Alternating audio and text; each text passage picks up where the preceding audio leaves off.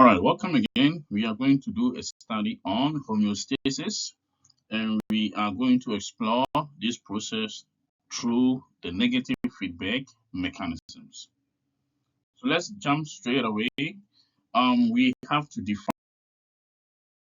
the term homeostasis. So what is homeostasis? It is a process of maintaining a constant internal environment within narrow limits despite changes that take place internally and externally. So this is a terminology. Make sure you get it right. You have to memorize it thoroughly. Now we need to take note of the following. The conditions within cells. Whatever will happen to a cell depends on the conditions within the internal environment, referring to the tissue fluid, the fluid flowing through our body, that is our blood, and then our lymph tissues. They determine whether our cells will be in good condition or will not, or will be in a bad condition.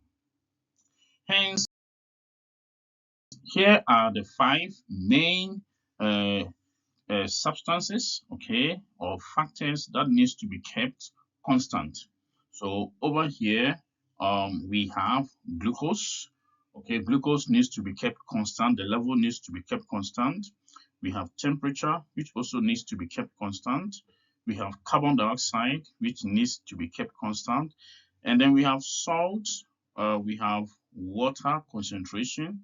And then we also have pH. pH and carbon dioxide, they are one and the same thing, and they need to be kept constant, which is very, very important. So what we need to know is that these factors, okay, they are usually described in every exams. They need to be regulated because the levels can be high, it can also be low. All right, so what is a negative feedback mechanism? And over here, it is a mechanism that operates in the human body, and it is meant to detect changes or imbalances in the internal environment, and then it is there to restore balance. So that is the definition. Do not confuse homeostasis with negative feedback mechanism. So once again, negative feedback mechanism, it is a mechanism. First of all, it operates in the human body, and this is how it operates. It will first of all detect the changes.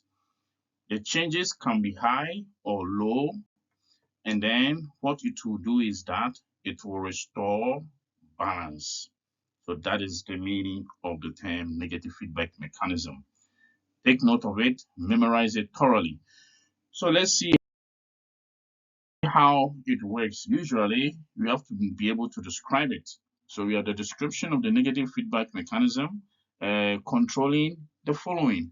So in the case of thyroxin levels, sometimes the levels could be extremely high or it could be extremely low. In each situation, it needs to be restored back to normal. We also have blood glucose levels. From time to time, the levels could be high or it could be low. Same applies to carbon dioxide, but then carbon dioxide is different. The system or the negative feedback mechanism is always sensitive only when the level remains high. Then we have water balance. Water balance is also called osmoregulation. The level of water in our body can be high or it can be low. And in each case, the system will have to restore everything back to normal. Then we have salt. Salt levels too can be high or it can be low. And in each case, the system will have to operate to make sure that circumstances returns back to normal. So there are five processes to describe, and you need to know all of it, as many as you can. With a special focus for examination purposes, you have to know the areas to concentrate on. Now, we need to also know how the system operates. So, questions are always set, okay, and the emphasis is not on the effect. This is different from the endocrine system that deals with the effect. Over here, we're not looking at effect. We are looking at how the body will respond, and such questions attracts a lot of marks. And in each case, you'll be made aware that the level is high or low, and then you have to explain what the body will do to restore situations back to normal. So over here, we don't explain. You simply write the steps, you describe it. If you check your notes, they are there. You must always focus on one side, depending on the question. You can't have both at the same time. So the situation will either address high levels or low levels. So let's look at the question here. Here is saying describe the regulation of thyroxin if it rises. Another word for rises is the word increases, or if it is high above its normal level. So here the question is not asking you to explain. So you don't explain it like we did earlier on. You don't talk about metabolism. You don't talk about cellular respiration and other things here. You are only writing the steps. So what do you do? That's what I just said. You simply write the steps, and you write it by concentrating on only one side. So there are two sides to it, either high or low. If you've been told here you are dealing with high. All right, so here is another question. This one is saying, describe how the human body maintain carbon dioxide concentration in the blood when it rises above normal. So I've actually swapped the slide. I think it's a little just a slight technical error. We are supposed to answer the question on thyroxine, but it's fine. Let's go on to how to describe how the human body maintains uh, carbon dioxide concentration in the blood when it rises above its normal limit. Such questions attract a lot of marks. Sometimes they also say, explain or describe how the human body maintains carbon dioxide concentration in the blood through the negative feedback mechanism. When you have such a situation, check the marks. That means you have to write a lot. So you simply have to write the following: carbon dioxide levels in the blood. First of all, it must increase. It has to increase above the normal limits. And then what will happen? Receptor cells in the carotid artery in the neck, they are stimulated. Once they are stimulated, they send impulses to the medulla oblongata in the brain.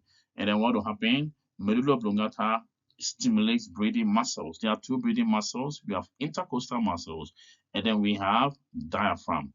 And then remember, those are the two breathing muscles, but then the medulla oblongata communicates with the breathing muscles and then the heart. Then what will happen? Breathing muscles contract more actively, and then this increases the rate and depth of breathing. And what happens is that the heart beats faster, and then more CO2 is taken to and exhaled from the lungs. And then the carbon dioxide level in the blood, it returns back to normal. Now, this look like a lot of things to memorize, but that is needed. If you check your exams guide, you need to know the negative feedback mechanism that regulates the amount of carbon dioxide concentration in the blood. You have a choice to memorize.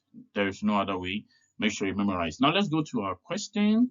The one I was trying to address with regards to thyroid. So we have thyroxine here too.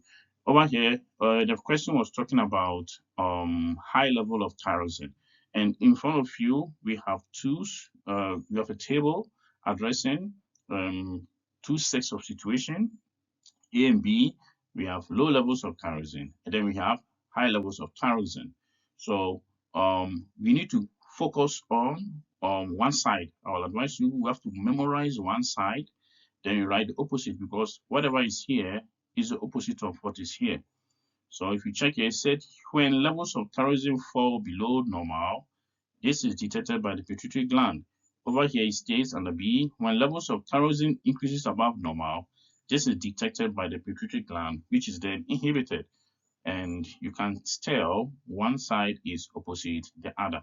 So under low levels of thyroxin, it states that this causes the pituitary gland to secrete more thyroxin. Over here, it says that less TSH is secreted from the pituitary gland. And then it goes on to say TSH is transported via the bloodstream to the thyroid gland, which stimulates increased secretion of thyroxin. And then at the higher thyroxin level, it says that lower secretion of TSH results in the thyroid gland releasing less thyroxin. And then both ends by saying the level of thyroxin increased back to normal. This one states the level of thyroxin increased back to normal. So with this, you don't explain, you have to memorize it, and you have the mental capacity to do that. So this is what you do. Normally, it is advisable to memorize one side, because one side is opposite the other. So you have to choose one side to memorize. If you're going to memorize high, master it carefully, so that in exams, if they bring low, you simply have to write the opposite, because here the opposite of increase is decrease here, and the opposite of less under B is high under A. So over here, if the level of TSH is lower, over here is going to be higher or increased. And that is how you approach this kind of a question. Since our question was about how the body will respond to high level of thyroxin, we have to focus on high level of thyroxin. So you have to write only this. You don't explain. You just follow the sequence from A to Z for a maximum of 5 marks. Then we go on to, if the question is about low levels of thyroxin, what do? Then that means you have to focus on the low. If you can master both of them, fine, but if you can't, that means you have to learn one side, master it very well, know it intuitively, and so if they want you to write it in exams, then you write the opposite. Then we also have the regulation of glucose. Another word for glucose is blood sugar. We're talking about blood sugar here. And in exams too, there are two sides to address. We're going to address the situation whereby the level of glucose is high, okay, either the glucose level is high or either there is a drop. So questions can be given in a flow diagram like in a chart, or you have to write it in an extract. So we need to know which side, you need to know which side to concentrate on. Whether you're going to focus on high levels of glucose in the blood or low levels of glucose in the blood. So we look at a situation like this. If the question is about what the body will do if the level of glucose is high, then that means you have to concentrate on the information above. So before you can talk about something being high or low, you have to know the normal blood glucose level. Then here we have high blood glucose level. What could cause the blood glucose level to become high or higher? That is after eating. And then what will happen? The pancreas secretes insulin, and then glucose is converted to glycogen in the liver, and cells are stimulated to take up glucose. And then what happens? Blood glucose level, what happens to it?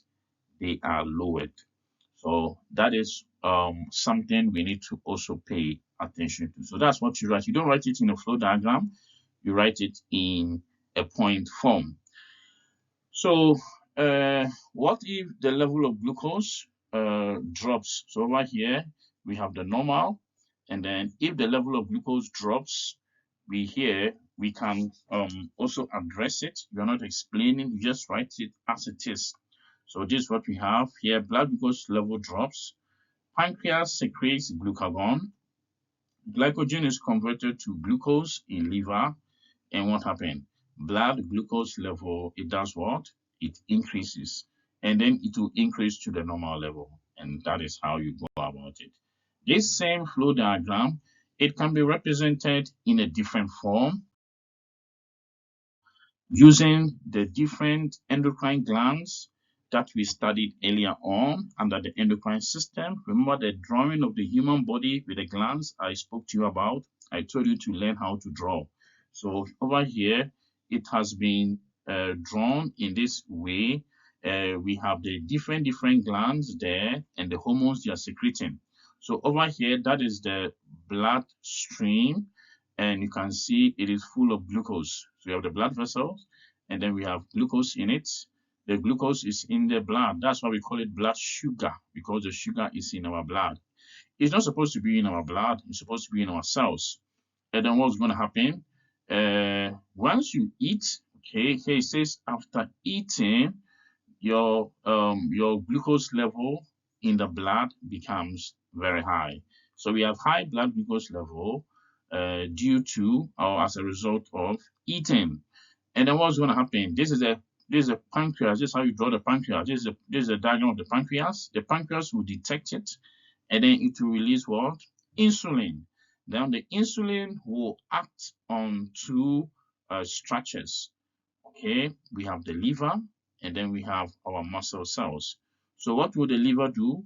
The liver will change glucose into glycogen. So it will store it there. And then what about the cells? The cells will be stimulated by the insulin hormone to actually pick up glucose. So that is what will happen to the cells. And once your cells in the liver start picking up the glucose from your blood, it will cause the glucose in your blood, or the level of glucose in your blood, to drop. And that is how the whole process is actually undertaken. So that is the situation when the level of glucose rises above normal, mostly after eating. Now, what about the opposite? Because if you're not eating, that means you are actually starving. That is, you are on diet. Maybe you are fasting. So here we have the situation whereby the blood glucose level drops. If the blood glucose level drops, what's going to happen? Then the pancreas will secrete another hormone. There are two hormones involved in the regulation of glucose. One is insulin, the other one is glucagon. So the pancreas again will secrete glucagon, and then what will happen is that this hormone will be released into our liver and also our muscles, and then it will do the reverse. It will convert glycogen back into glucose, and this will be released into our bloodstream, and then our cells will absorb it and then undergo cellular respiration with it to release energy. So let's look at the negative feedback mechanism, which is important. You have to refer to the tables in your notes and to know how to describe the 5 main processes. So we have the following processes which you need to describe. You don't explain, you just describe. We have regulation of water. Regulation of water is also called osmoregulation. Then we have here, we also have the regulation of salt, and then we have the regulation of carbon dioxide, which is the same as pH, and then we have the regulation of glucose, and then we have the regulation of thyroxin. So let us explore this negative feedback mechanism intuitively. So over here, I'm going to use a table because data handling is important. So I have a table, and I have my x-axis, and then I have my y-axis, and this is the chart. So what you see here are actually lines showing us what is happening within the system. So you can see the line goes up and down, okay? And that is what regulation is all about. Regulation is when things goes up, you bring it back to normal, and when it goes down, you also bring it back up. So What is the meaning of these ups and downs here that are actually in our in your screen? So you need to first of all label the axis so that we will know what's happening. So the y-axis actually indicates the amount or level, and the unit is provided. And then we also have the x-axis, which indicates time, and here time is measured in hours. Then over here, we have the high, and then the bottom represents the low. So remember at the beginning, we were talking about high levels and low levels, because the levels can be high and low. But how do you know the levels are high and low? We know it because there is also a normal level. So regulation is all about bringing the high level of a substance back to normal. You bring it down to normal. So the thing is high here. The system must bring it down to the red line, which is normal. If it falls below the red line, then it becomes low, and the system will have to bring it up to the normal level. And then from time to time, it will keep on rising again and to keep on falling. In this situation, the system will have to make sure it keeps the level around the normal level. And take note that on the x-axis, we have time. All these changes are taking place with time. As time goes on, the level begins to rise or fall, and you must be able to interpret it. We know there is a low and we know there is a high because there is what? A normal. So let's start with the high. What will cause the glucose level to rise up high to normal, rise up from normal to high?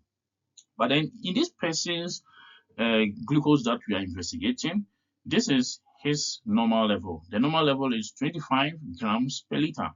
So that is the normal. Remember, the normal level, it is different from person to person. Another person's normal may be another person's high or another person's low. So for this person, his normal is 25 grams per liter, and it's actually increased to a level between 40 and 55. It became so high, it reached its highest level after an hour. Now we need to explain what caused the glucose level to increase from 25 to close to 50 grams per liter. So we need to find out what caused it. So this is it. So there is an increase in glucose level after meal. That means after eating, the person ate something, and then within an hour, the glucose level rose from where it is, from 25. After 1 hour, it went so high, above 55. So that is very high. What would the body do to keep it within the normal range? Because we have seen there is an increase. So when the increase occurs, then the pancreas will actually detect it, and then it will secrete insulin to reduce the glucose levels in the blood.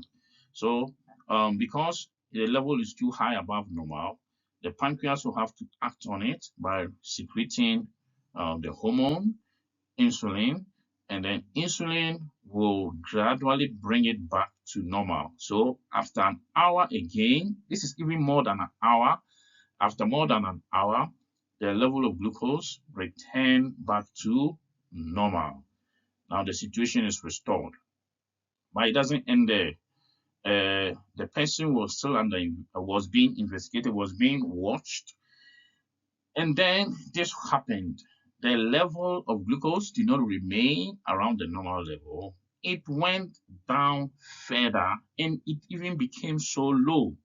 So what is responsible? So this is it.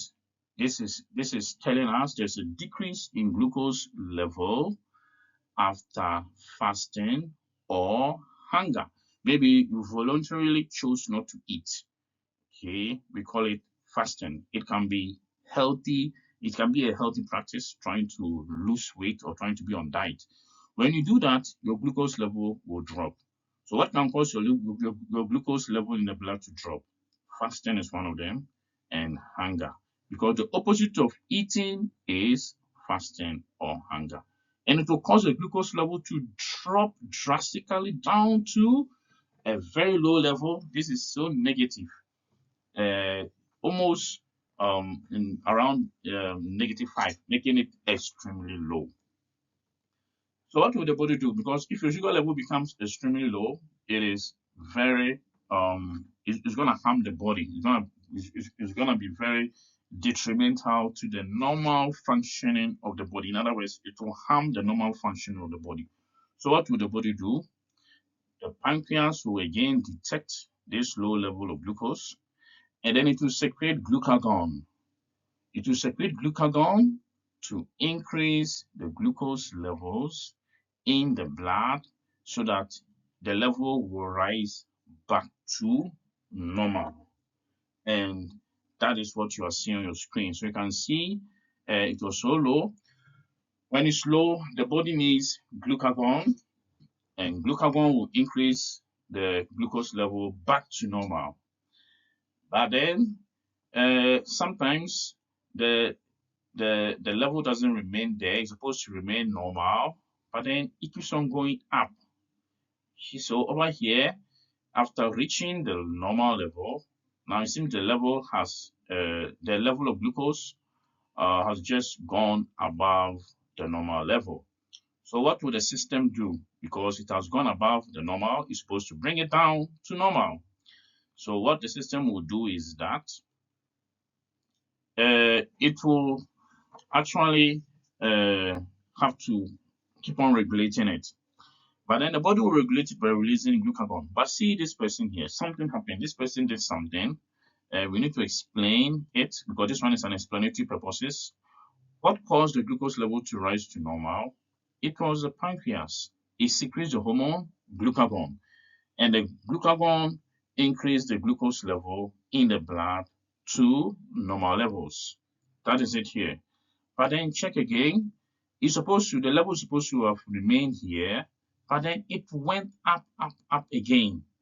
What could be the reason? What is the main explanation here? So here we are done with the negative feedback mechanism. This is asking about an explanation. What could be the reason why the level rose here?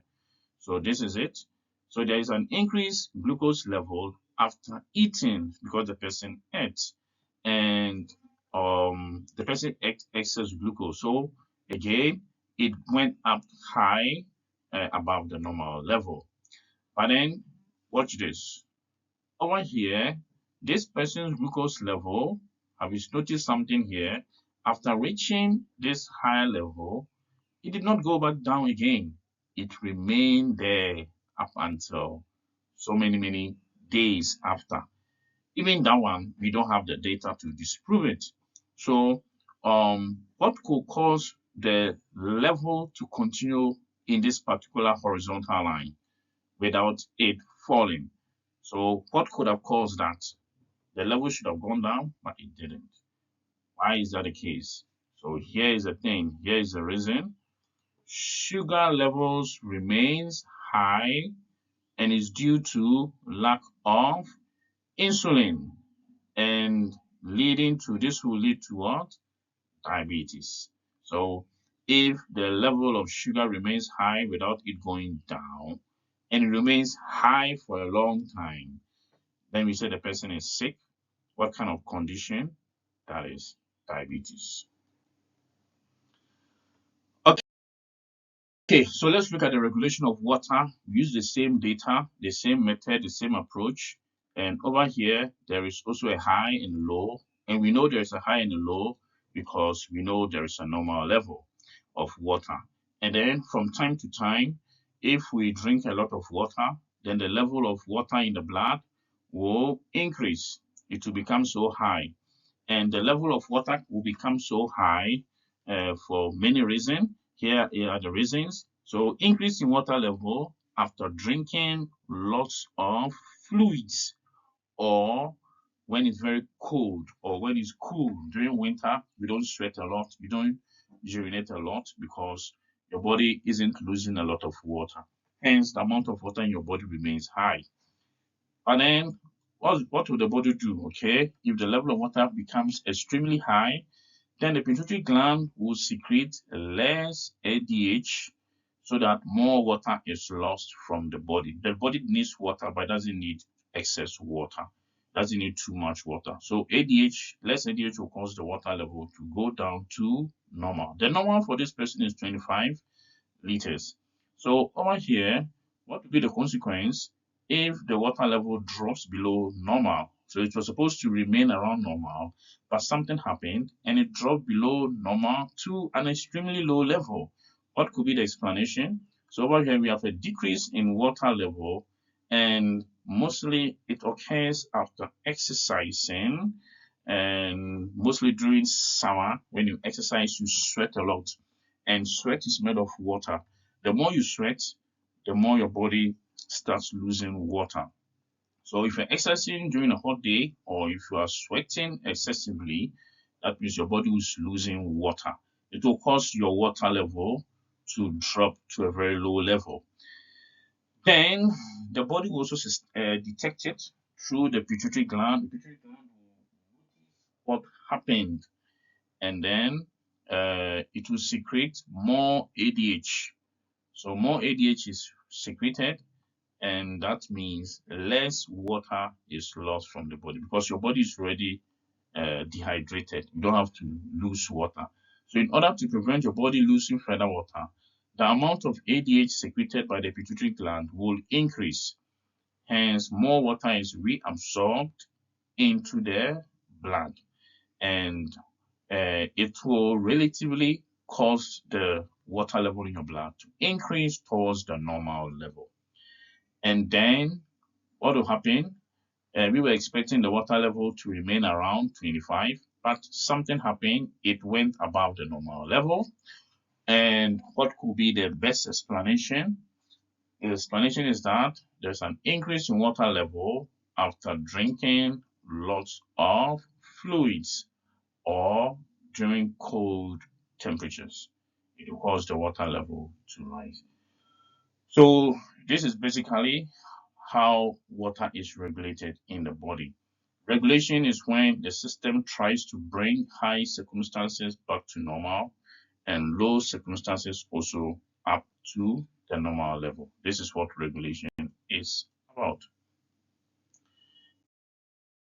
And here we also have regulation of salt. So let's look at the regulation of salt in context. So the same way, we use the same method, the same approach, and then yes, we have high and low, and we have the normal. So our salt level can rise above normal to a high level. What could be the reason? So when we eat excess salt, okay, it can cause our salt level to rise. Or excessive sweating can also cause the salt level to rise. So when the salt level in our system increases above normal, what will the system do? Okay, so adrenal gland will secrete aldosterone so that less salt is reabsorbed back into the blood. Now, over here, as the salt level is actually restored back to normal, there are situations whereby it may not remain along the normal level. It can sometimes drop, okay, below the normal line. And we need to be able to explain what could cause the salt level to drop below the normal line. That is when there is actually a decrease in salt level after eating less salt. If you eat less salt, that means your salt level will be low. But if you eat more salt, your salt level will be high. And your system is responsible for ensuring that your salt level will not be low or will not be high, but then it will be kept within the normal level. So here we have a situation where the salt level began to rise from low to normal because your body needs salt. At the end of the day, your body needs salt. No matter how bad it is, your system still needs salt for so many processes. So what will happen is that the adrenal gland will secrete more aldosterone, and then more salt will be reabsorbed into the blood automatically. that also means less salt or sodium is excreted in the urine. And sometimes, after the body doing everything to bring the low salt level back to normal, we have a situation whereby the salt level rose suddenly above normal. What would the system do? So over here, there is an increase in water level after drinking lots of fluids or cold temperature. Okay, so that can also, in a way, contribute here and there. Now, let's look at thermoregulation, which will be the last and final substance or factor to be regulated. So again, we need to know the factors being dealt with here. We have temperature and time. And again, we have high, and then we have low, and then we have in between it, we have the normal body temperature. We all know the human body temperature is constant, 37 degrees Celsius.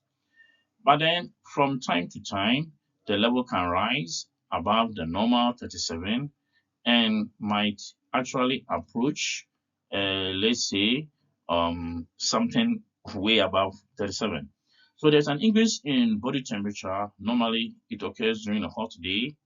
And when that occurs, the hypothalamus sends impulse to the blood vessels, vasodilation, and more vasodilation occurs, and more sweating also does occur. More heat is lost through evaporation to cool the body, and by so doing, the body temperature drops to 37 degrees Celsius.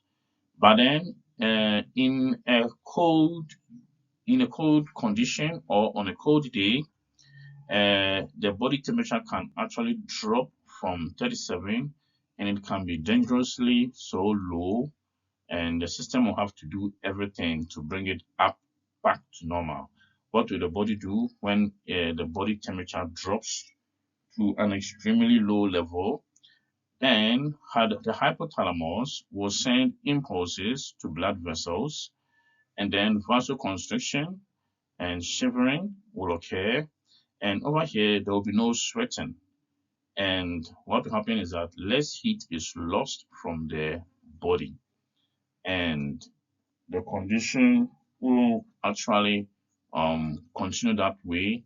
From 37, circumstances can cause the body temperature to rise above normal.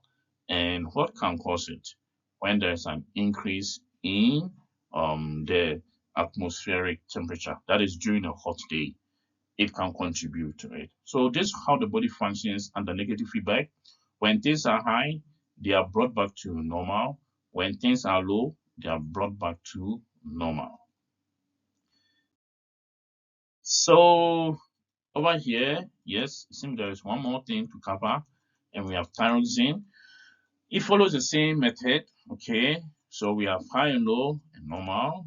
So the level of thyroxin increases, and when it increases, pituitary gland secretes less thyroxin.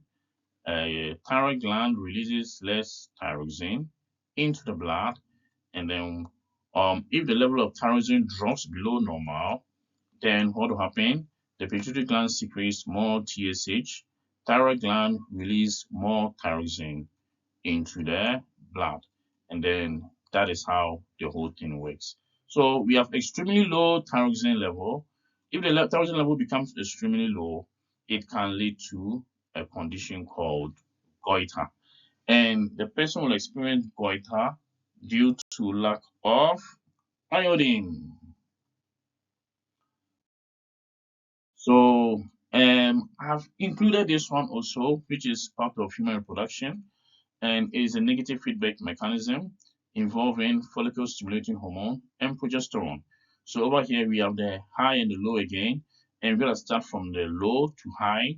So here corpus luteum becomes larger, and when it becomes larger, it secretes more progesterone, and so it will cause the progesterone level to become high. And then the high progesterone level in the blood, it will inhibit pituitary gland from secreting FSH. Okay, so in effect, it will cause the level of FSH to decrease. That's making FSH level to become very low. So that is it. Low FSH and high progesterone level. What does that mean? If the level of FSH is low and the level of progesterone is high, it means no oogenesis. Oogenesis will not occur. In other words, no new follicles are formed because new follicles are formed through oogenesis, and it will end in the formation of the ovum. If there's no oogenesis, there will be no ovulation. If there's no ovulation, then estrogen level will also drop. And then the endometrium will become more thicker.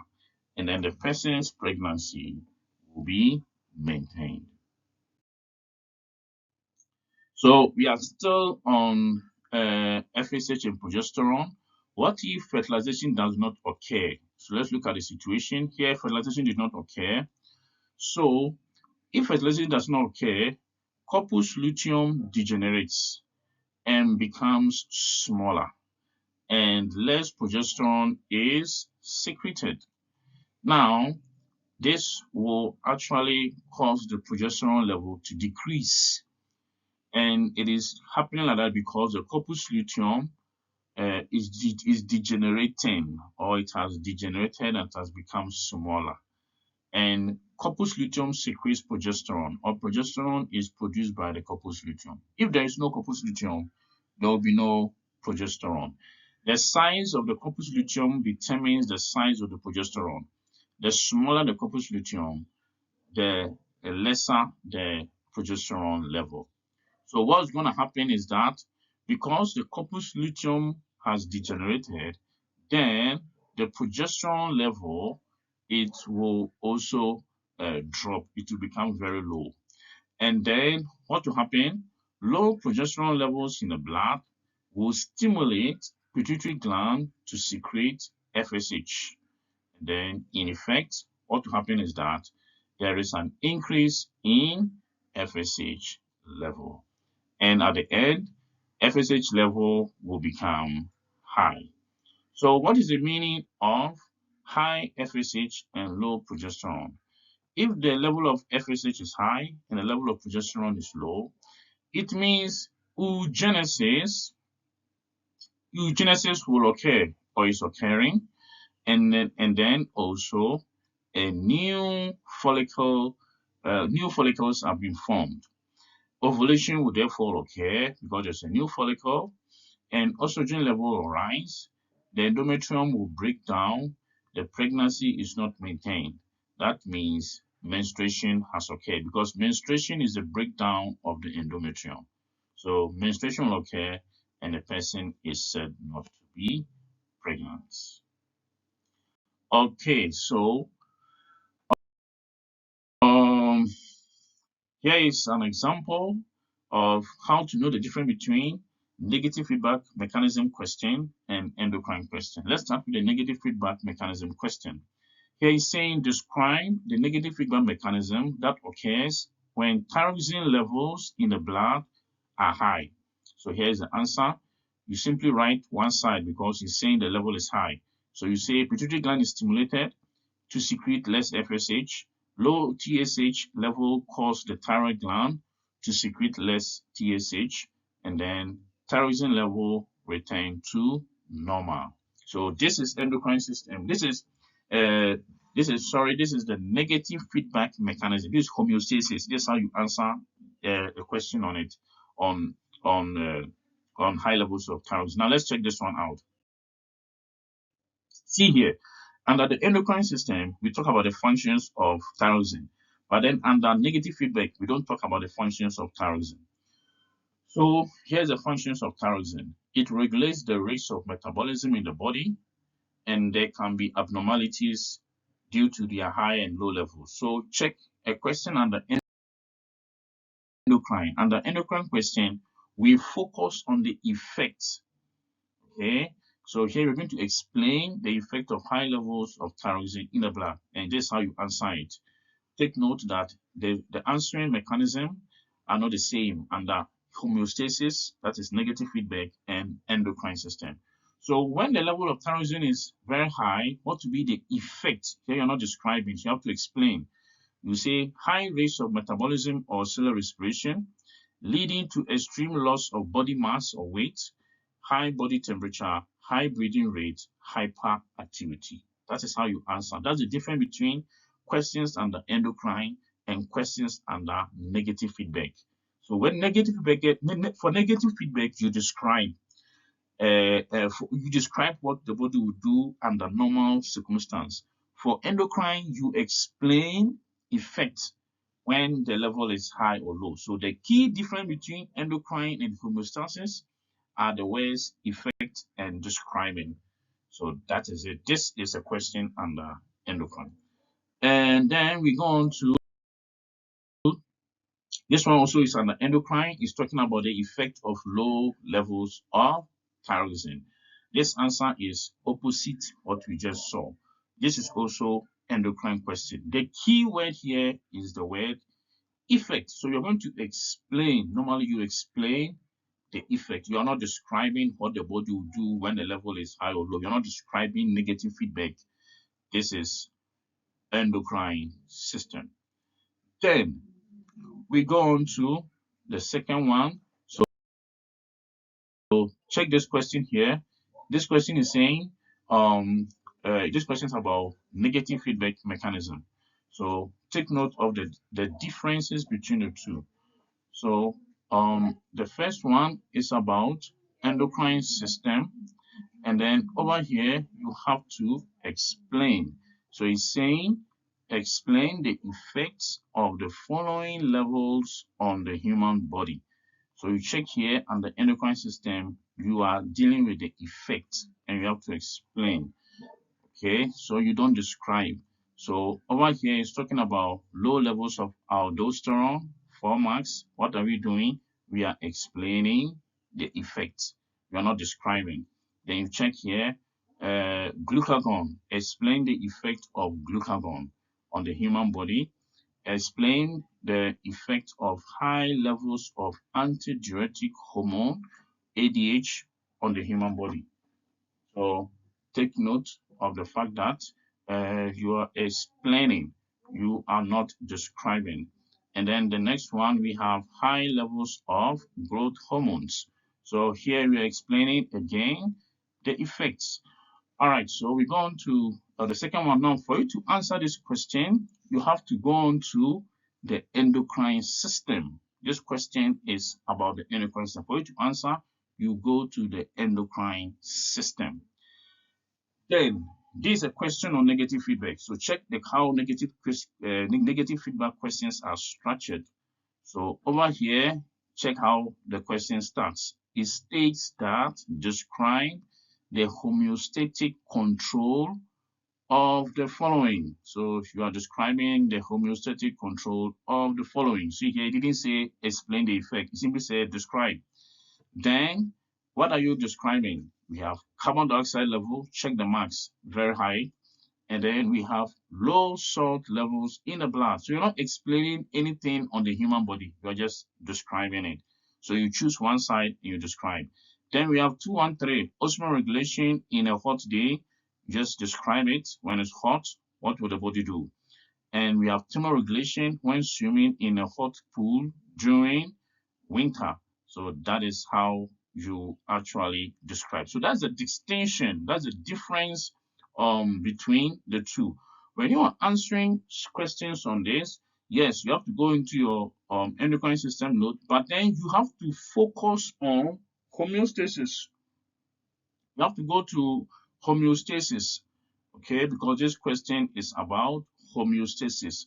And you get homeostasis under endocrine system. So you go under homeostasis and then you search for it. And that is how you go about it. Okay, so last but not the least, we have the disorders of the endocrine system. We have low thyroxine levels, which will lead to a condition called goiter. So low thyroxine level will cause goiter. And then we have low insulin level, which will lead to diabetes mellitus. So those are the two conditions that you need to know. They are captured under the examination guidelines. So we have low thyroxin levels caused by lack of iodine, and then we have low insulin levels, which results in high blood glucose level, which leads to diabetes. Again, so we have a situation here talking about effects. Again, we have gone through it. Effect of low levels of thyroxine, it will lead to goiter. And this is how you explain it. Make sure you know it perfectly. And then we have goiter here as a condition. We have already come across this earlier on, and we've looked at it in detail. Then we have the second condition, which is diabetes mellitus. So we have also the cause of it and how it leads to diabetes. Yes, so the last part of it deals with thermoregulation. So we have thermoregulation here, we have sweat pores, and then over here we have sweat glands, and then we have blood vessels. So those are the three structures you need to know. We have sweat pores, we have blood vessels, and then we have sweat glands. Those are the three structures you need to know. The others are not necessary. For exam's sake, you need to know these three structures that I've highlighted. 1, 2, 3. Yeah, so this is also key area that we need to know. Thermoregulation is the control or regulation of body temperature to keep it as close to 37 degrees Celsius as possible to enable the body to function normally. So that is thermoregulation. Again, it's a terminology. Thermoregulation, it is the control or regulation of the body temperature to keep it as close to 37 degrees Celsius as possible to enable the body to function normally. So here is another catch here. Body temperature is regulated by the hypothalamus, and it is in the brain, and the blood vessels and sweat glands. So three things controls our body temperature: sweat glands, blood vessels, hypothalamus, and that is it. And let's look at some key terminologies that we need to know under negative feedback mechanism. We have sweating, and then we have vasodilation, vasoconstriction. And the definition of sweating is there. You don't have to explain anything, just define it. It's a release of salt-based fluid from the sweat glands, and it helps regulate your body temperature. Vasodilation is the widening of blood vessels to release excess heat from the body. This helps cool down their body. What is vasoconstriction? It is a narrowing or constriction of the blood vessels to prevent heat loss as a result of cold conditions. So the answers are there. These are big terminologies you need to know. And so here is the thermoregulation the thermoregulation process through negative feedback. You either describe or explain under this.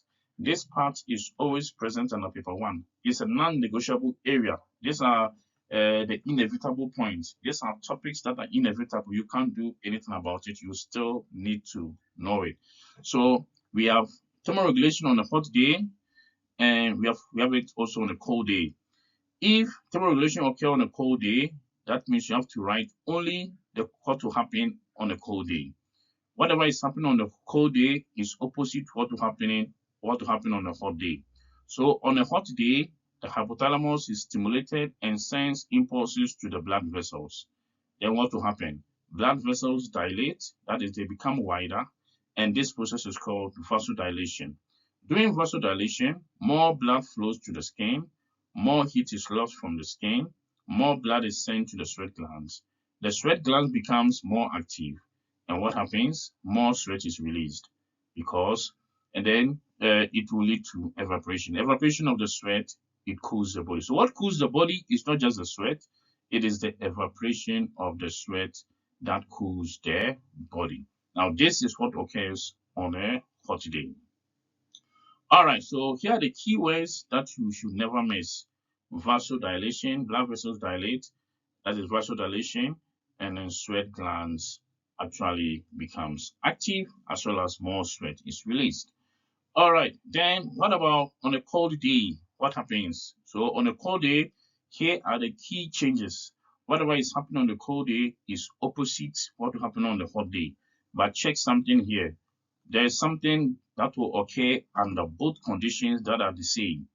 On a hot day, the hypothalamus is stimulated to send impulses to the blood vessels. Same thing applies to cold day. On a cold day, hypothalamus is stimulated and sends impulses to the blood vessels. See, the statements are perfectly the same. That means in exams, even if you can't remember everything and you're able to remember this statement, there is a chance you can get some good marks if you are supposed to describe it. So in exams, you describe either one side on a cold day, or sometimes they will create a story and then you have to know what to do. But in any way, in any case, you're going to describe only one side. It's only one examination in 2023 that they were made to describe both of them. But it's so simple because one is opposite the other. If you don't release less sweat, you're going to release more sweat. If the sweat glands becomes more active, if it doesn't become more active, it will become less. The opposite of less is more. The opposite of vasoconstriction is vasodilation. So whatever is happening here is the opposite of what is going on here. And that is how you approach this situation. All right, so you continue in that order. Under homeostasis, here are the areas you need to master. You have to memorize them. Normally, they don't bring all the 5. They will usually bring 2 or 3. Carbon dioxide usually goes with glucose. For temperature, it is always there. So temperature is always there. You have to master it. The only thing you have to do is to know glucose, carbon dioxide, salt, water, and thyroxin. Thyroxin is also one of them. Salt and water, they go together through sweating and urination because our sweat is watery and salty. Our urine too is watery and salty. Okay, so these things are what you need to describe under paper 1 of homeostasis. Make sure you write it down to earth. Make sure you describe it exactly the way it is. And you have to actually explain where it's necessary. You have to know where the question is about negative feedback and when the question is about um, homeostasis. So here is a question. You can check it out for yourself and then make sense out of it. So use the main facts when you are describing. And then here is saying, there's another point here. Do not write your own opinion. Take note. So you have an example. Explain why a person will urinate a lot after drinking much fluid during a cold day. So it's a cold day. Explain why a person will urinate a lot after drinking much fluids during a cold day. So you have to write the process of osmoregulation. Osmoregulation is a regulation of water by the kidneys. And then the next question, which is opposite what you have here, is that explain why a person will sweat a lot after drinking much fluids during a hot day. Explain why a person will sweat a lot after drinking much fluids during a hot day. So we have that one too. You explain using thermoregulation. So thermoregulation is a different concept altogether. You can explain or describe. And in each case, you have to write the facts. Don't write your own opinion. Your opinions are not accepted. All right, so that is it. Thank you very much. Make sure you stick to what you have learned today. Thank you.